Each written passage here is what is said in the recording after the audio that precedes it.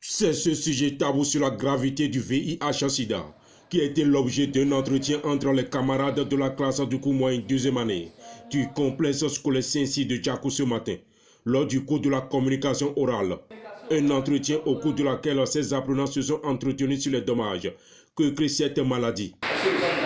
Nous voulons faire la communication orale, donc l'entretien c'est dire parler. Comment nous pouvons nous parler comme un petit dialogue. Donc on va essayer de faire un petit entretien et nous allons dire quoi?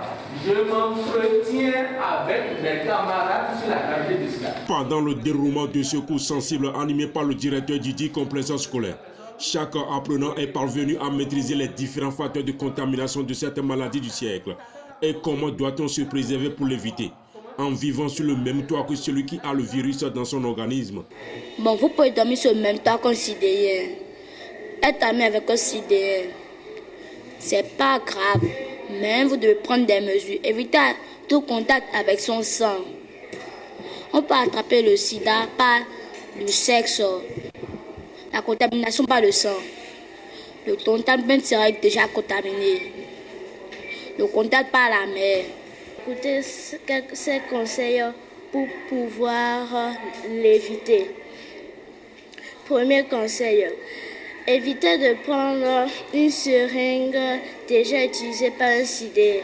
Évitez d'utiliser son éponge. Conscient désormais de l'existence d'une telle maladie dont le remède n'a pas été trouvé et approuvé jusque-là, ces apprenants invitent les uns aux autres à prendre conscience, car les dommages créés par la suite n'est pas du tout une joie. Et aussi, il y a quelques conséquences désagréables, la mort. Et certaines personnes qui sont très possessives peuvent vous repousser par peur d'attraper le sida.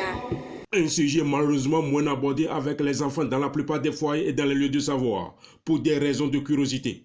Cela n'a jamais été un facteur désobligeant pour ce directeur d'en parler avec ces derniers.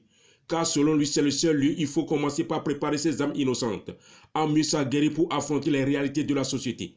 Une fois qu'ils ou elles seront suffisamment matures pour faire face à cela. C'est un coup un peu sensible.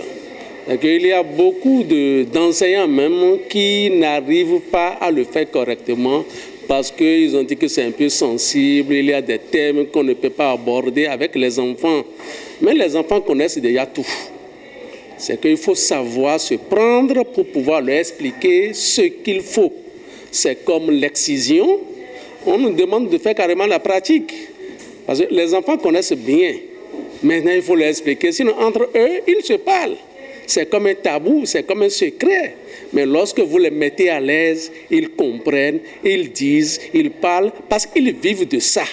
Ils sont appelés à grandir comme nous. Nous avons été aussi comme eux. Eux aussi deviendront aussi jeunes. Donc ils vont pouvoir éviter quand même ces choses-là. Parce que c'est une maladie que jusqu'à présent on n'a pas encore trouvé un vaccin.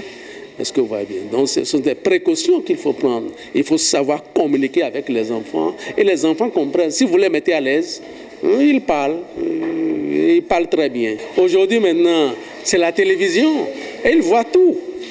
Après des feuilletons de ce genre-là, faites-les asseoir et parlez avec eux. Ils vont pouvoir vous dire ce qui est bon et ce qui est mauvais dedans. Ils vont choisir. Mais si vous voulez que ça doit marcher de telle manière-là, vous vous trompez. Vous vous trompez. Il va se confier même à votre ennemi. Et il aura les mauvais conseils de ce monde. C'est grâce à ce cours de communication orale basé sur la gravité de cette maladie que ces écoliers du niveau CM2 ont été suffisamment avertis sur le risque que mène un porteur du virus de VIH-Sida.